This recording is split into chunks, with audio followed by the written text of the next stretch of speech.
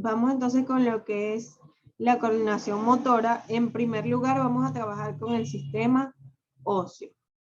Cuando hablamos del sistema óseo, nos referimos a qué estructuras. ¿A qué estructuras nos referimos? Cuando hablamos del sistema óseo, nos referimos a qué estructuras de nuestro cuerpo, al esqueleto, nos referimos a los huesos. Entonces, este sistema óseo está conformado por huesos que a su vez están formados por tejido óseo, y ese tejido óseo viene de la unión de numerosas células llamadas osteocitos. Entonces, la célula del sistema óseo es el osteocito. Cuando ésta se va uniendo con otros osteocitos, me van a formar el tejido óseo hasta formarme los huesos. Estos huesos son estructuras duras y rígidas. Por ejemplo, aquí tenemos dos huesos. Estos son los huesos, estos son el fémur. Los dos son fémur. Es el hueso más largo que tenemos nosotros, el fémur. Y las células, los osteocitos, las células del sistema óseo, estas se alojan en la matriz y se van a diseminar uniéndose con otros osteocitos formando un complejo sistema. El osteocito es una célula que tiene forma estrellada. Ella se va a ir uniendo a otros osteocitos y me van a formar una especie de red hasta formarme todo lo que es el tejido óseo. Y ellos se encuentran alojados en la matriz del hueso. Vamos con las funciones de los huesos. Estas funciones de los huesos me aparecen en la página 38. Si tienen allí su libro, está en la página 38 y está en blanco, está vacío los nombres. Entonces, aprovechen y lo van llenando. La primera función es la de soporte. ¿Por qué creen ustedes que tiene esa función? ¿Por qué los huesos cumplen con una función de soporte? ¿Por qué los huesos cumplen con una función de soporte?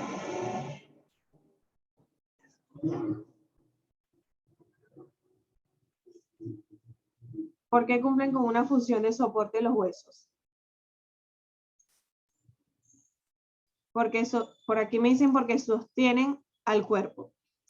Ellos van a sostener a los tejidos blandos y van a proporcionar puntos de unión a los músculos esqueléticos. Dentro de los músculos, que más adelante lo van a ver, ellos se clasifican en 3 tipos de músculos. Uno de ellos son los músculos esqueléticos, llamados así también porque ellos se unen directamente a los huesos. Hay otros músculos que se van a unir mediante los tendones.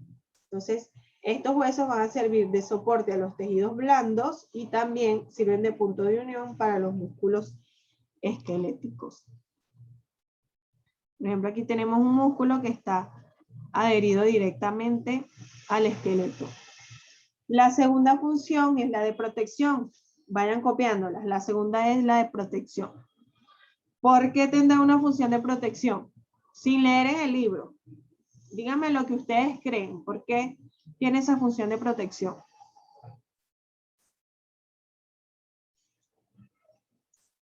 ¿Por qué tiene esa función de protección?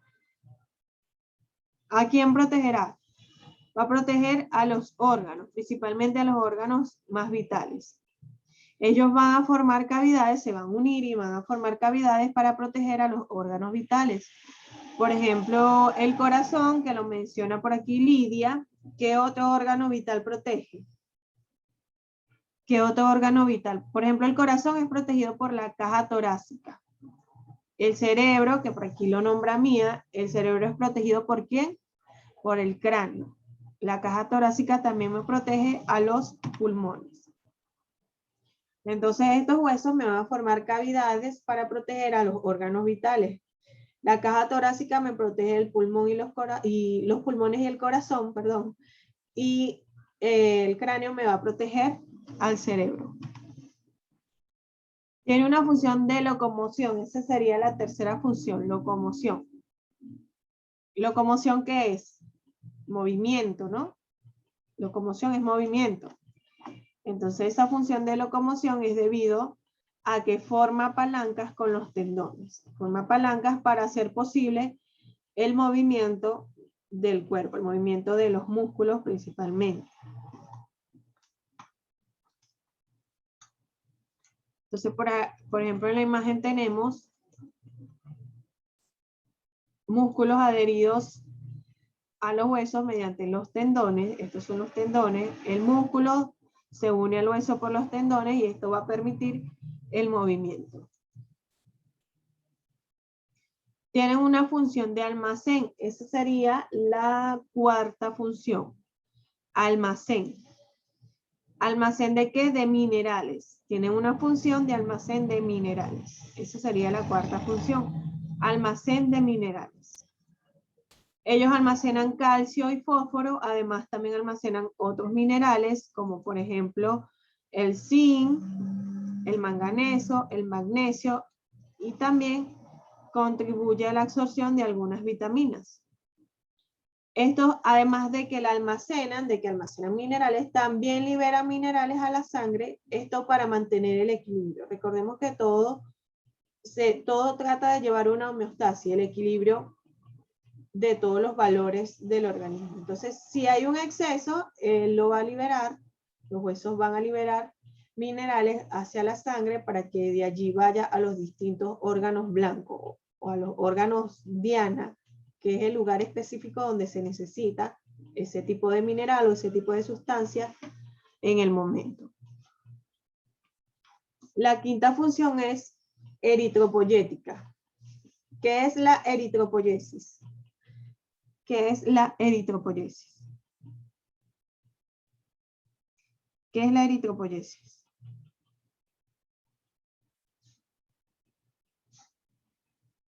¿Eritropoyesis qué es? A ver quién me dice qué es la eritropoyesis. Producción de glóbulos. ¿Glóbulos de qué tipo? Tenemos glóbulos blancos, glóbulos rojos. ¿Cuáles? Producción de glóbulos rojos. La eritropoyesis es la producción de los eritrocitos, es decir, la producción de los glóbulos rojos. Entonces los huesos tienen una función eritropoyética debido a que en ellos se contiene la médula ósea roja. Y en esa médula ósea roja se da la producción de los glóbulos rojos. Allí nacen los glóbulos rojos y de allí pasan a formar parte de la sangre. Entonces, en la médula ósea roja se producen los eritrocitos o glóbulos rojos que luego pasan a formar parte de la sangre. Y tienen una función de energía, esa sería la sexta función, la última. Tienen una función energética debido a que contienen a la médula amarilla. La médula amarilla se encarga de la producción de células adiposas. En la médula amarilla se van a formar los adipocitos. Estos adipocitos son los que me conforman a los lípidos, me producen lípidos. Y los lípidos, recordemos que es una fuente de energía. Lo que son carbohidratos y lípidos son fuente de energía. Entonces, por eso tiene también una función energética, porque en la médula amarilla se va a producir los adipocitos o células adiposas que me van a producir energía posteriormente. Entonces, copien allí, o no sé, ya copiaron. Esas son las 6 funciones que les pide allí el libro. Que sería soporte, protección, locomoción, almacén de minerales, eritropoyesis o función eritropoyética, y tienen una función energética. Copien esas 6 funciones allí. Copien esas 6 funciones.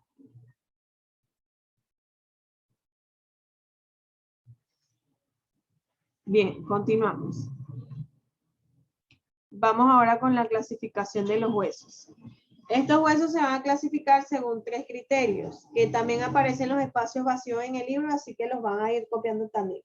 Se clasifican según su forma y dimensiones, según su estructura y según su origen. Entonces, en la primera parte, según su forma y dimensiones, van a colocar huesos largos, huesos cortos y huesos planos. Huesos largos, cortos y planos. En los huesos largos predomina la longitud sobre el espesor, la longitud y el largo sobre el espesor. Estos albergan a la médula ósea roja y amarilla. Los huesos largos entonces va a predominar su longitud antes que su espesor. Son más largos que anchos. Son más largos que anchos. Albergan a la médula ósea roja en los extremos y a la médula amarilla en el centro. Los huesos cortos son de volumen pequeño, tienen forma cuboide y está formado por hueso esponjoso cubierto por hueso compacto. El hueso esponjoso lo van a ver ahorita más adelante, pero para que entiendan, el hueso esponjoso tiene como muchos poros, por eso se le llama así esponjoso, tiene muchas cavidades. Entonces en los huesos cortos nos vamos a encontrar mayormente con hueso esponjoso que está cubierto por hueso compacto que es más duro, es más denso. En cambio en el hueso largo nos vamos a encontrar con el hueso esponjoso en los extremos y en el centro el hueso compacto.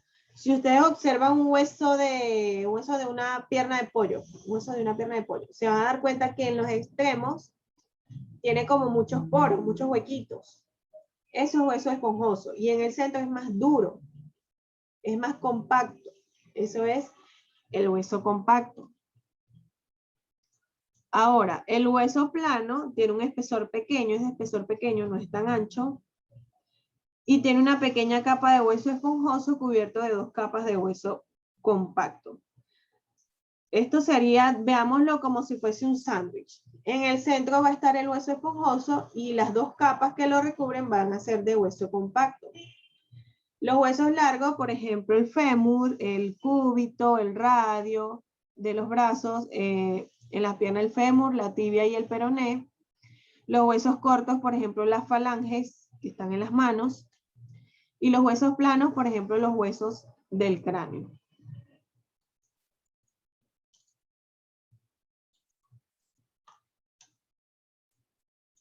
Continuamos ahora con la clasificación según su estructura. Según su estructura se clasifican en huesos compactos y en huesos esponjosos. Los huesos compactos son más duros y son más densos. Se encuentran en la capa externa de los huesos planos y en la porción media de los huesos cortos.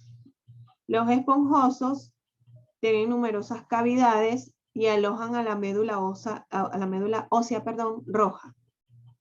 Los esponjosos me van a alojar a la médula ósea roja, es decir que allí en los esponjosos es donde se da la producción de glóbulos rojos. Lo vamos a encontrar en la parte media de los huesos planos y cortos y en los extremos de los huesos largos. Por ejemplo, esto que está aquí es un hueso plano. Es como les decía que era como un sándwich. En el centro está el hueso esponjoso y cubriéndolo están 2 capas de hueso compacto. Hueso compacto cubriéndolo y en el centro el hueso esponjoso. El esponjoso tiene numerosas cavidades donde va a estar alojada la médula roja. Vamos con la clasificación según su origen. Están copiando, ¿no? Según su estructura, entonces son compactos y esponjosos. Ahora vamos según su origen, son de membrana y de cartílago. Los de membrana se forman a partir de un andamiaje de tejido conectivo no cartilaginoso. Estos de membrana son los que se forman durante el desarrollo del feto. Principalmente cuando el individuo, si hablamos de un ser humano, cuando es un feto o cuando es un bebé de pocos meses, allí nos vamos a encontrar con huesos de membrana. A esto se le llama desarrollo intermembranoso del hueso. Y lo encontramos principalmente en los huesos planos del cráneo. No sé si me imagino, eso lo sabe todo el mundo, los bebés. Esto que está aquí, no sé cómo le llaman aquí, en mi país le llaman la mollera. Esto de aquí, el huesito de aquí es muy blandito. Y dicen que a los bebés no se les toca porque se le hunde, que esto y que lo otro. Eso es porque es un hueso, en ese momento es un hueso de membrana. O sea, no es ni siquiera cartílago, no es tejido conectivo cartilaginoso, es todavía un hueso de membrana. Ya con el tiempo, él se va se va desarrollando, se va calcificando hasta que pasas ya a ser un hueso de cartílago, que viene de un molde de cartílago. Entonces no sé si alguno de ustedes, eso es algo que sabe todo el mundo, que los bebés tienen esto aquí muy blandito. Nosotros le decimos la mollera, no sé cómo le dicen aquí de verdad. Pregúntenle a su mamá cómo le llaman a eso. Pero es porque cuando están así de meses, eso es un hueso de membrana, eso todavía no está calcificado, ni siquiera cartílago, es una membrana, apenas es una membrana. Luego con el tiempo se va calcificando, por eso esa zona allí es tan delicada, porque todavía no está desarrollado ese hueso.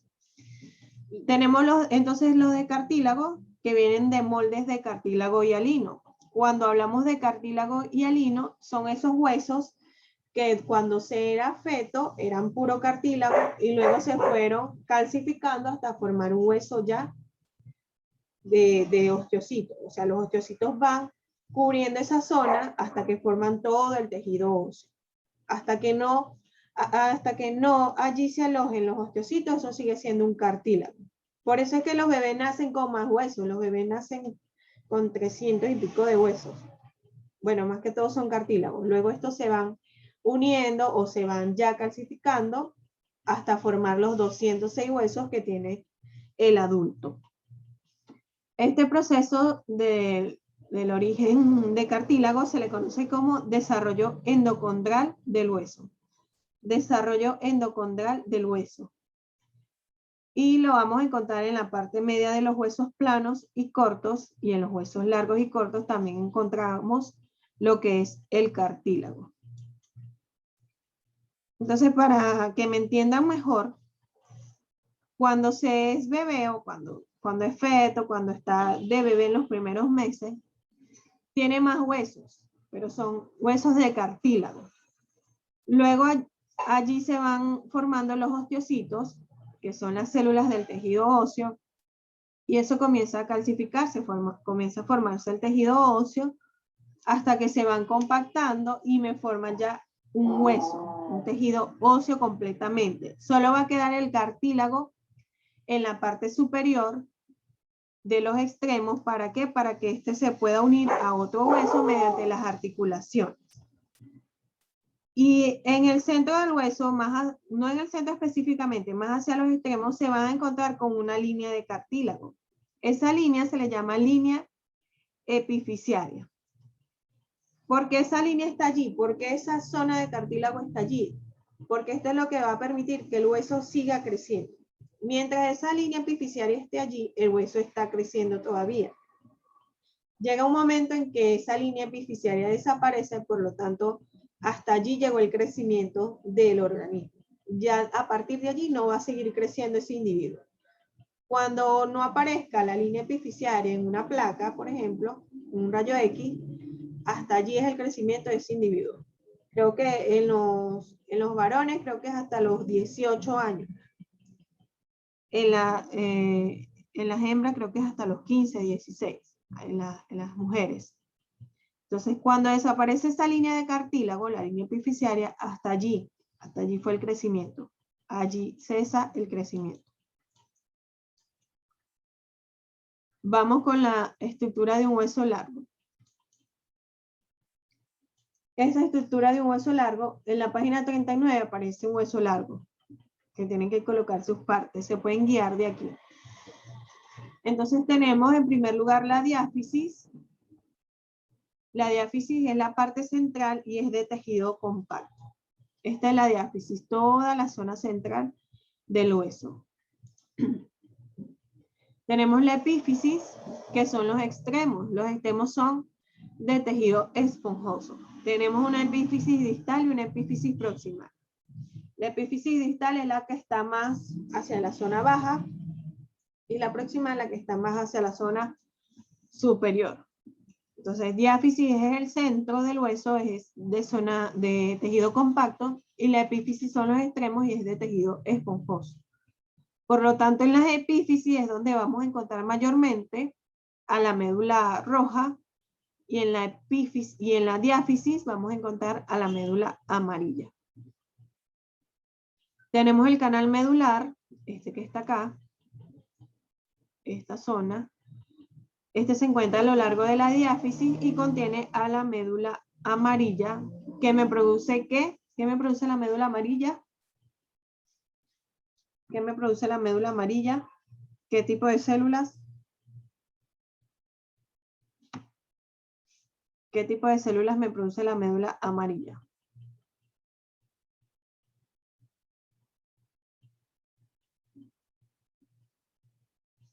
¿Células qué?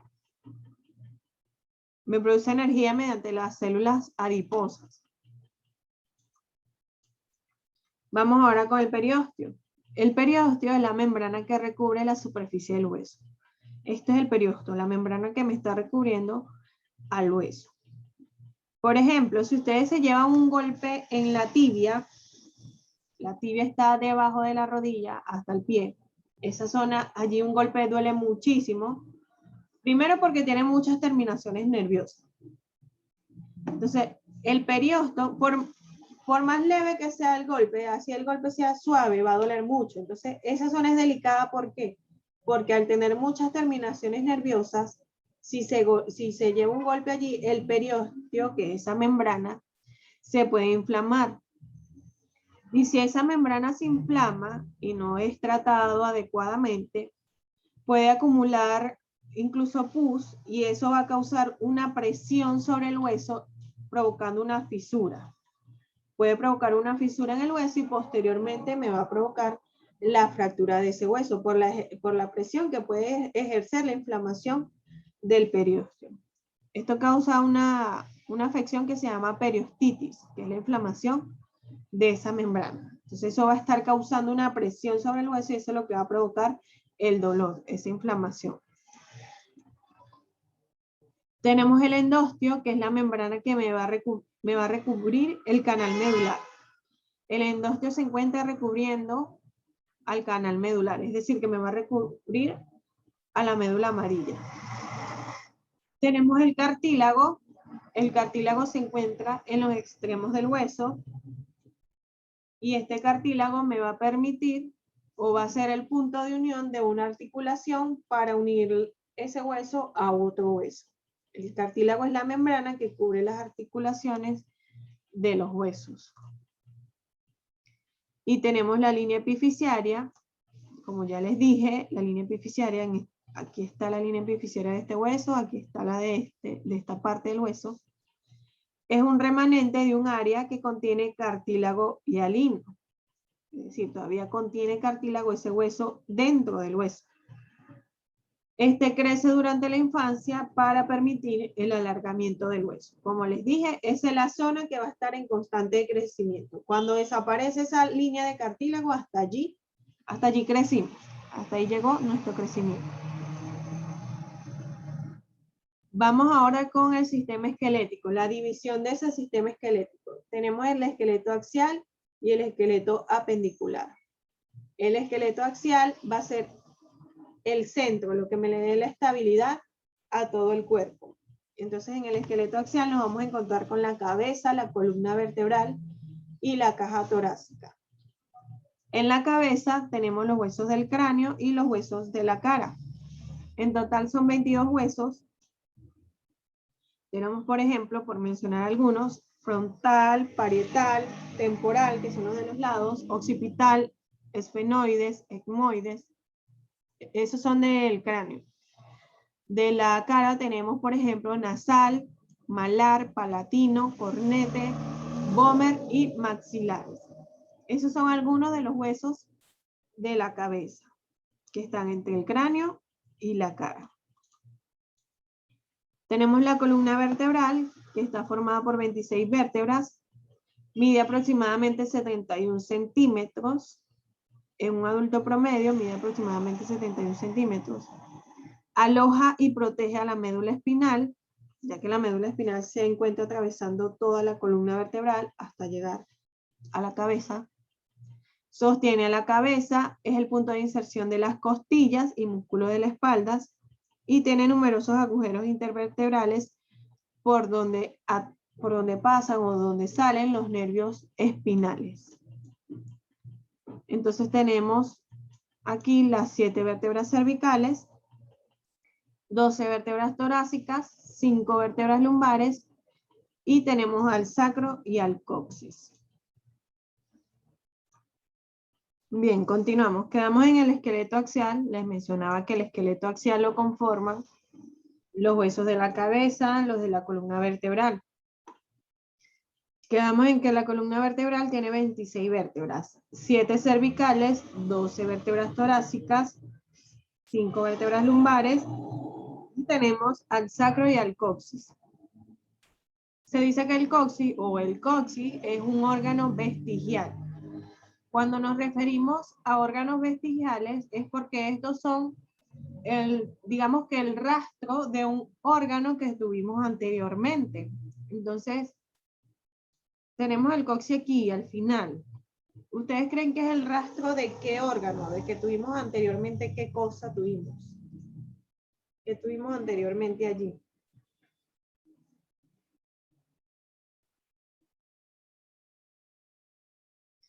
¿Qué tuvimos anteriormente allí?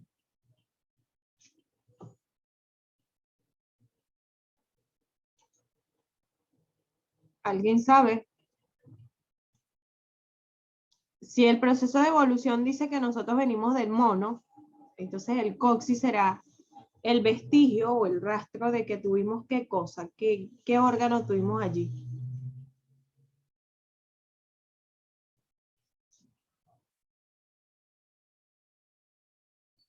Una cola. Se dice que el coxis es el vestigio de que tuvimos una cola.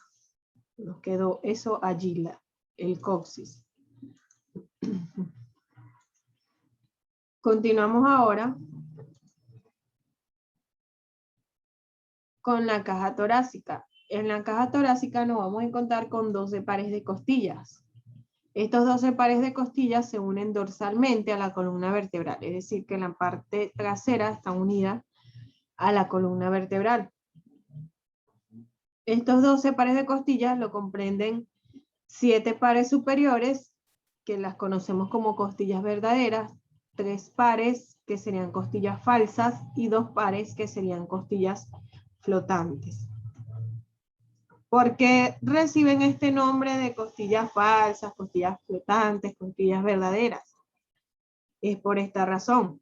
Por ejemplo, los 7 pares de costillas superiores, los 12 pares están unidos en la parte posterior o en la parte dorsal por la columna vertebral. Es decir, atrás se unen por la columna vertebral. Pero adelante, las 7 costillas verdaderas, las superiores, están unidas al esternón. Ellas están unidas directamente al esternón.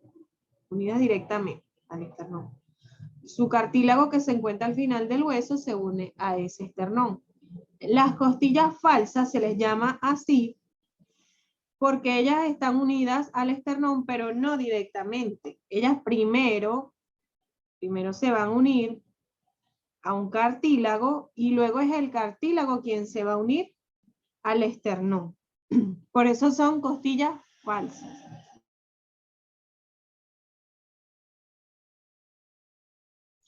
Por eso se les llama costillas falsas. Tenemos 1, 2, 3, 4, 5, 6, 7 que están unidas directamente al esternón. Y estas 3 costillas falsas se unen al cartílago aquí y ese cartílago es el que se une al esternón, por eso son falsas. Y las costillas flotantes, que son 2 pares, son estas que están acá, estas y estas. Falsas, ¿por qué? Digo flotantes, ¿por qué? Porque ellas quedan, digamos que en el aire, ellas no se unen al esternón.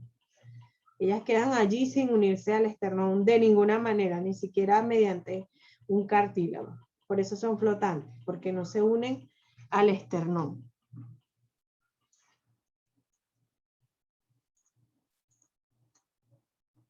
Continuamos ahora con el esqueleto apendicular.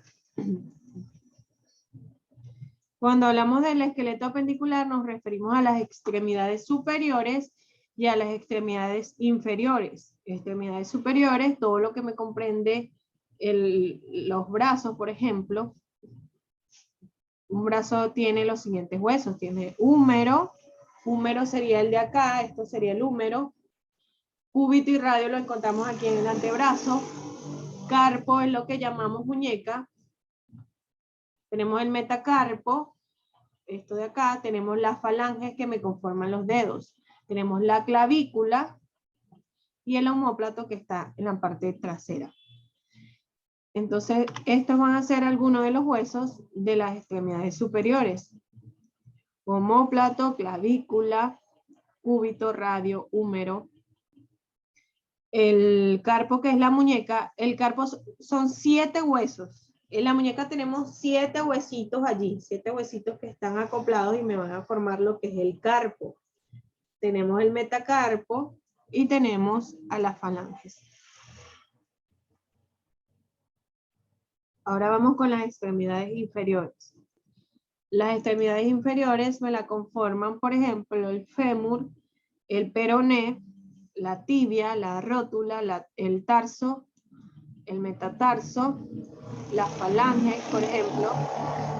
Entonces, ¿dónde empieza la extremidad inferior? Empieza en los huesos de la pelvis, de cada lado, porque por aquí, por el centro, viene todavía la columna con el sacro y el coxis.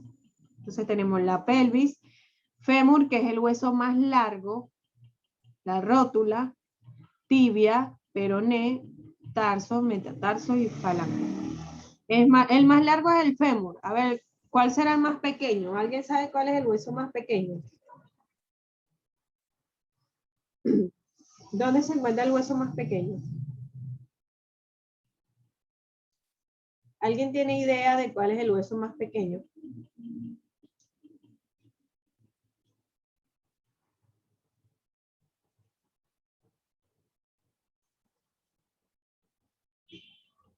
No saben, el hueso más pequeño está en el oído, en la cadena de huesecillos del oído. Son el martillo, yunque y estribo. El más pequeño es el estribo, así se llama, estribo. La cadena de huesecillos del oído, allí está el martillo, yunque y estribo, esos son los más pequeños, pero el más pequeñito de todos es el estribo. Y el más largo es el fémur.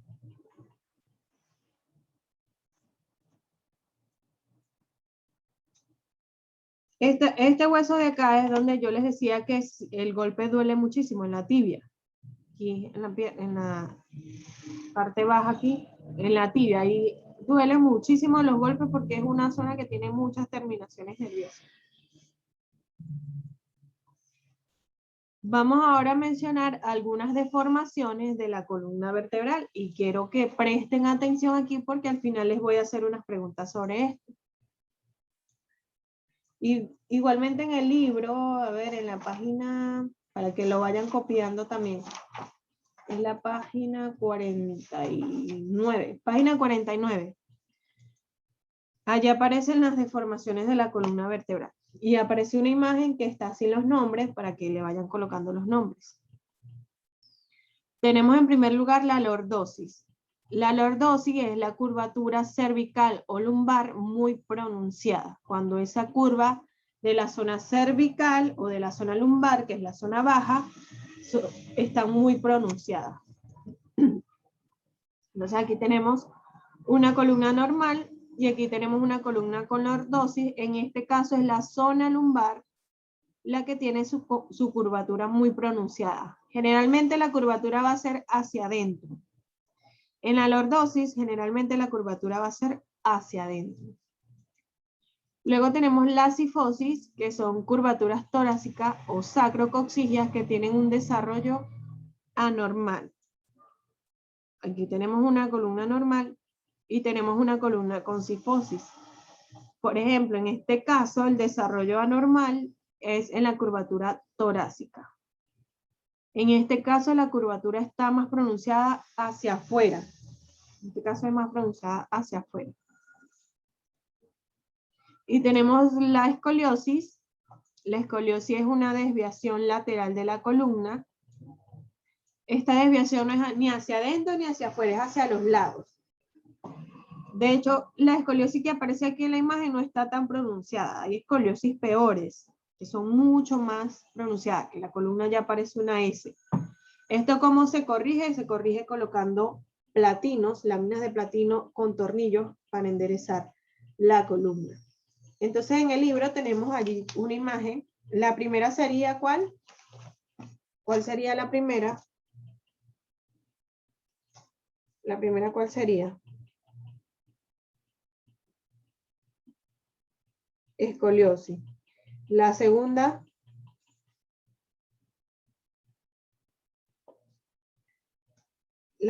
sería lordosis y la tercera sería cifosis. Escoliosis, lordosis y cifosis. Bien, continuamos ahora. Vamos entonces ahora con algunas enfermedades. Las anteriores eran deformaciones, ahora vamos con enfermedades. Esas deformaciones anteriores, en otra clase me habían preguntado si se nacía con eso o se iba produciendo con el tiempo. Puede ocurrir de las dos maneras. Puede ser de nacimiento o puede ser por fallas en la postura. Tenemos en primer lugar entonces las enfermedades a la tuberculosis de las vértebras lumbares. Esta tuberculosis es causada por el bacilo de Koch, destruye el cuerpo de las vértebras, también es conocida como enfermedad de Koch. Este nombre lo lleva por la persona que lo descubrió. Entonces, ¿qué pasa en esta enfermedad? Ese bacilo de Koch, es una bacteria, se aloja en las vértebras, dañando el tejido nervioso que hay entre las vértebras, daña ese tejido nervioso hasta formar un absceso con todo ese material que se va liberando. Entonces ese absceso lo que va a hacer es romper el tejido nervioso. Cuando rompe ese tejido nervioso, se forma la osteomielitis, que es la inflamación de la médula ósea. Se rompe ese absceso, me inflama ese tejido nervioso hasta que daña ese tejido nervioso. La osteomielitis entonces es causada por agentes patógenos como por ejemplo el bacilo de Koch, que es el de la tuberculosis de las vértebras. No solamente se da en las vértebras lumbares, se puede dar en cualquier hueso. Sería una infección en el hueso hasta que me daña ese tejido nervioso. Tenemos la anquilosis. La anquilosis es cuando una articulación se solda. Recordemos que las articulaciones son las que me permiten el movimiento de los huesos. Que un hueso forme palanca con un músculo o con otro hueso. Entonces, si esa articulación se solda, se calcifica, en realidad es que se calcifica, me va a impedir el libre movimiento de ese hueso.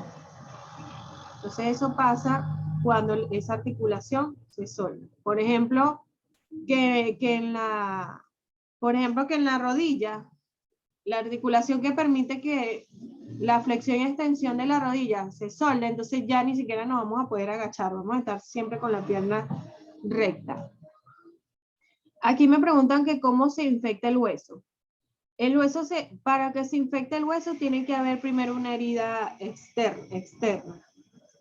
Es decir, por ejemplo, tuvo un corte, ese corte no fue tratado a tiempo, se infectó, se fue comiendo la infección todo el tejido hasta que llega al hueso. De esa manera se infecta el hueso.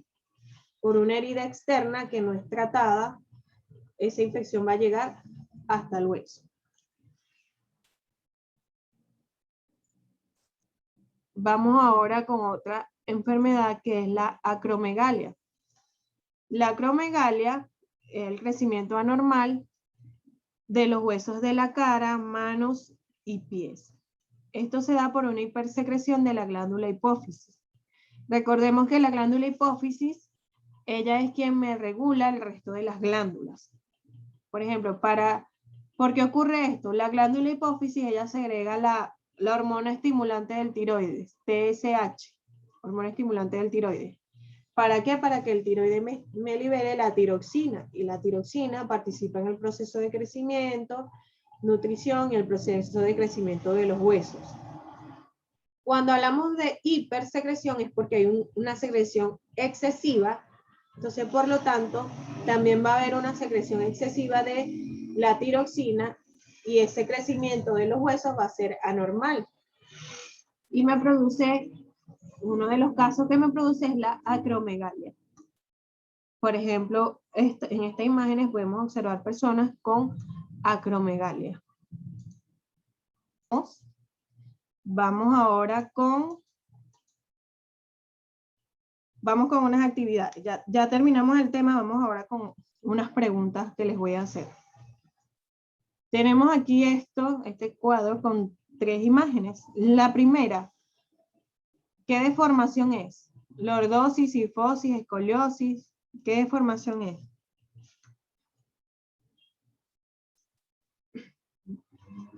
Escoliosis, me dicen por aquí. ¿Están de acuerdo? Por aquí me dicen que es escoliosis. ¿Están de acuerdo?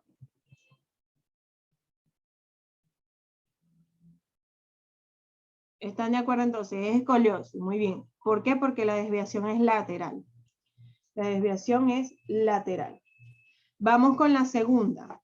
La desviación, vamos a ponerle aquí las curvaturas normales. La desviación de esta, ¿dónde está? ¿En qué zona? ¿En qué zona está la desviación de esta?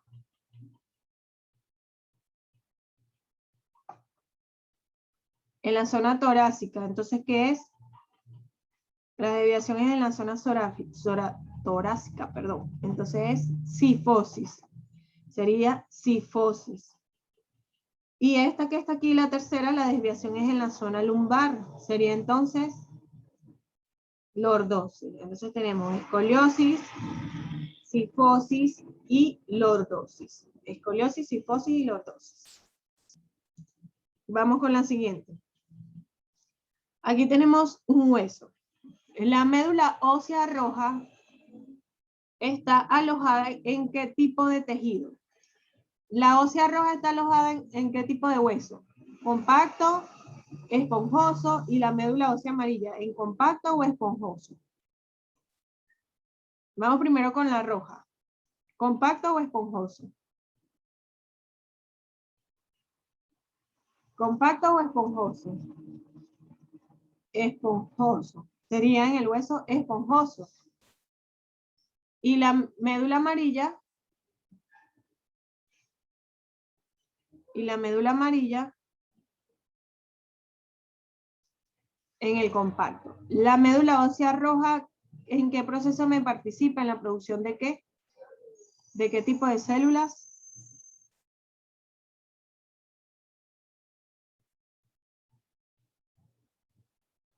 ¿En la producción de qué tipo de células? En los glóbulos. ¿Glóbulos qué? Glóbulos verdes, glóbulos azules, glóbulos rojos. En la producción de glóbulos rojos. En la producción de eritrocitos. ¿Y la médula ósea roja, qué tipo de células me produce o me sintetiza?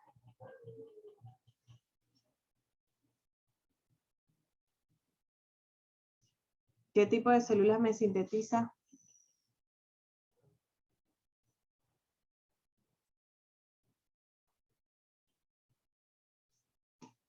¿Qué tipo de células me sintetiza la médula ósea roja? Amarilla, perdón.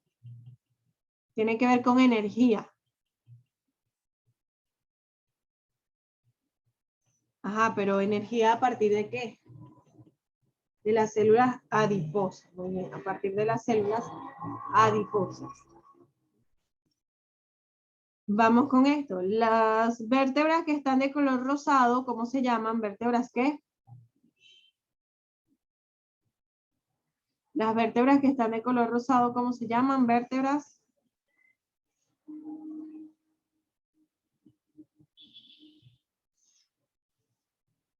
Vértebras que cervicales. Muy bien. Las amarillas.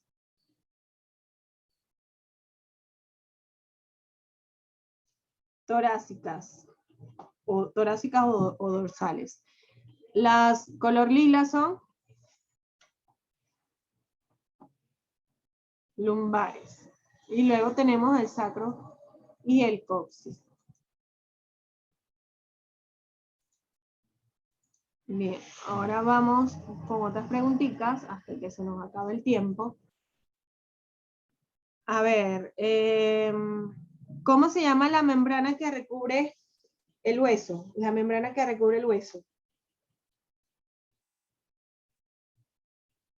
¿Cómo se llama la membrana que recubre el hueso?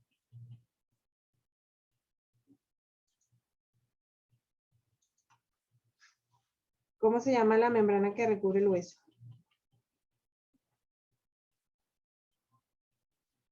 No, diáfisis no.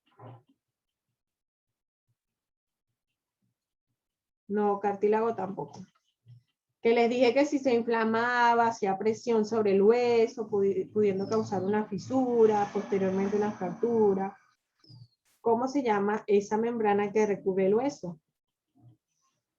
El periósteo. Muy bien, Lidia, el periósteo. ¿Y cómo se llaman los extremos del hueso? Los extremos del hueso, ¿cómo se llama?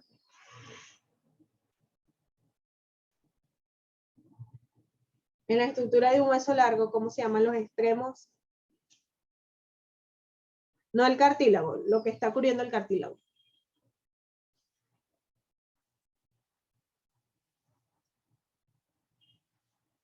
Epífisis. Y el centro del hueso, los extremos son las epífisis. ¿Y el centro cómo se llama? Diáfisis. La diáfisis me contiene ¿a qué médula? ¿La roja o la amarilla?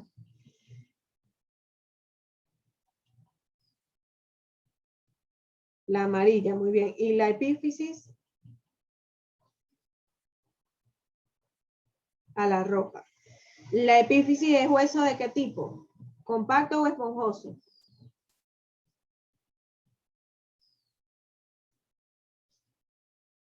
Esponjoso, muy bien. Según el origen, los huesos se clasifican ¿en qué? Según el origen. Según el origen.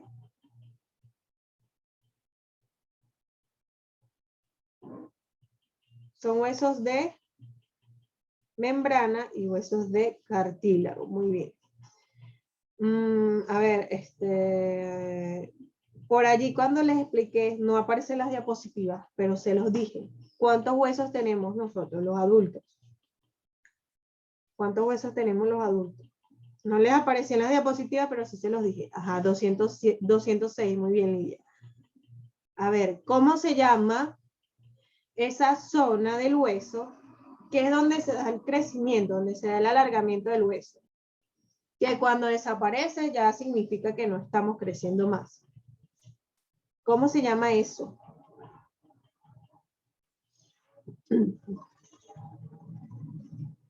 ¿Cómo se llama esa zona de allí? No, ese es aquí en la cabeza, no.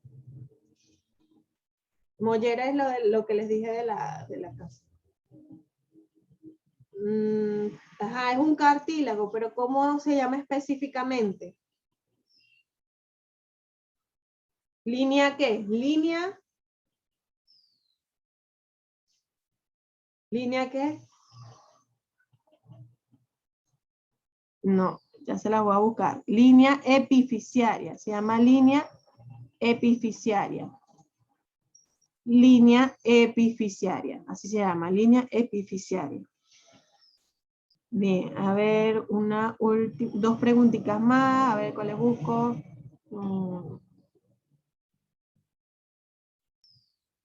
¿Por qué se le llaman costillas falsas, costillas flotantes? Costillas flotantes, ¿por qué se llaman costillas flotantes? En la caja torácica tenemos a las costillas verdaderas, las falsas y las flotantes. ¿Por qué se llaman costillas flotantes?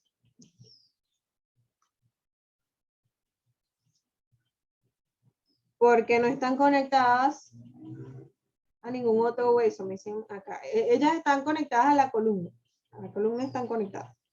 Porque están sueltas, me dicen. Son los dos últimos huesos pares de las filas de las costillas. Ajá. Pero ¿por qué son flotantes? ¿A quién no se unen? Están unidos solo a las vértebras y ¿a quién no se le unen? No se unen con el esternón. No se unen con el esternón, ellas quedan allí sueltas. ¿Y las falsas por qué se llaman así?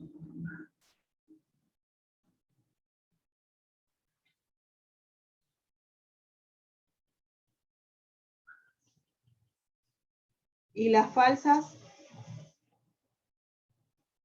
Ellas se unen al esternón mediante ¿quién? ¿Se unen directamente al esternón? ¿O primero se unen a qué?